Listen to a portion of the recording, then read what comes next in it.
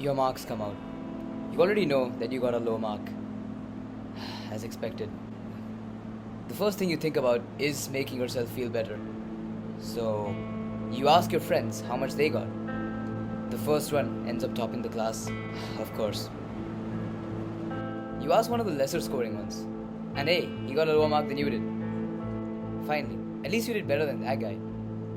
Relieved, you go home victorious and continue watching some videos in bed, forgetting the still horrid state of your marks. Now, what did you accomplish by doing that?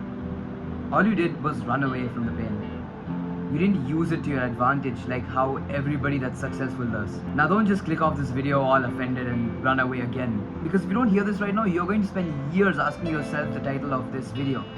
Why not me? This is going to be the first video of a series where I explain to you the answer to the question, why not me? Using my own perspectives. And I'm not going to sugarcoat this for you.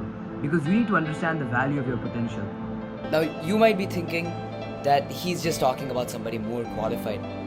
I'm not talking about anyone that's more qualified than you are. I'm talking directly to you. Because I know exactly how you feel. Because that's how I felt. Working twice, thrice as hard as others. And just not getting the same result. Pain. Whenever you thought that maybe you would succeed at something and it didn't turn out your way you wanted, or whether you thought you'd fail anyway, it doesn't make a difference. Failure still causes pain. Now what I used to do is go back to my room and just lie down on my bed and watch videos the whole day. That seemed to ease the pain. But what I didn't realize is that how I responded to that pain actually decided the outcome of my next endeavor. And that's what a lot of people are still failing to understand today. Now maybe in our ancestors' times, pain was something that had to be alleviated immediately. But nowadays it's kind of different. You don't really need pain to be alleviated immediately. Because it's not something that's survival based. Sure, obviously if your hand is cut off or something, that pain needs to be alleviated immediately. But when it comes to pain that you yourself created, it's a bit different from that. Pain is not something that you're just supposed to dismiss by using the most accessible dopamine at your disposal. Pain is something that you need to feel. Pain isn't just about disappointment or that same drowning feeling, whatever. Pain is a signal. It's a signal for you to change. Now, to be fair, most of the world is weak. That's why we call them the 99% or whatever people use nowadays. Basically, the average person. They try to find comfort in things like comparisons or distractions. That's where I talked about comparing your marks to your friends, and when you're using distractions like YouTube shorts or something. Now, the people that truly gain something from the pain that they experience are the people that harness pain and use it as fuel. Now, the weak people would just find comfort as fast as possible. But those that really succeed are the ones that feel the burn. You need to stop looking for dopamine every time you feel pain like you're some kind of junkie. You need to confront the pain. You need to feel the pain. You need to know that this pain that you've gotten is not because of anybody else's mistake. It's because of your own mistake. You need to really feel that this failure and this pain is not because of anybody else except you.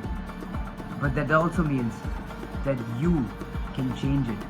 All the fake feelings of happiness and productivity that you get from watching random videos like, oh hey, take your marks from 0% to 99% in one day. All of that happiness that you get from those videos is just cope. You're just coping. You know what you're supposed to be doing. You don't need some kind of morning routine or some kind of study with me guide. You know exactly what you need to be doing. And you know you can't do what you've been doing so far because clearly it's not working. You can't just do the same thing over and over again and expect a different result. That's quite literally the definition of insanity. One of my favorite quotes is, nothing changes if nothing changes. Now my aim isn't just to demotivate you or to make you feel bad about yourself. My aim is to show you that even though pain, failures and suffering seem to take up such a massive part of your life, they are very easy to resolve, and all it takes is a different mindset. Failure and pain shouldn't be things that you avoid. They should be things that you aim for. In fact, I go as far as to say that you should try to fail as much as possible, as early as possible. Because the lessons that you gain from failure are unlike anything else. And the only way to gain them is by failing. So why not fail when you have nothing rather than when you have everything? You don't have to worry about not seeing results in things that you're doing, like let's say improvements in your relationship, results in the gym, results in your business, results in exams. Obviously, yes, they are setbacks, but they're not things that will be detrimental for the rest of the journey. If anything, they help the journey more than you can possibly imagine. Let me give you an example. Let's say you have two exams, a mid-semester and an end semester. You mess up the mid-semester pretty bad. Out of 50, you get maybe like 11 or 12 or something. Well, now that you've seen your marks in this mid-semester, you can't just throw away your paper and leave it, because that would be running away from the pain again. You need to confront the pain and see your mistakes properly. Once you analyze your mistakes, you can then go to the teacher and ask her what you could have done to make this answer better. And you do that for Every single answer. And when you do that, you get to know the writing style that the teacher prefers.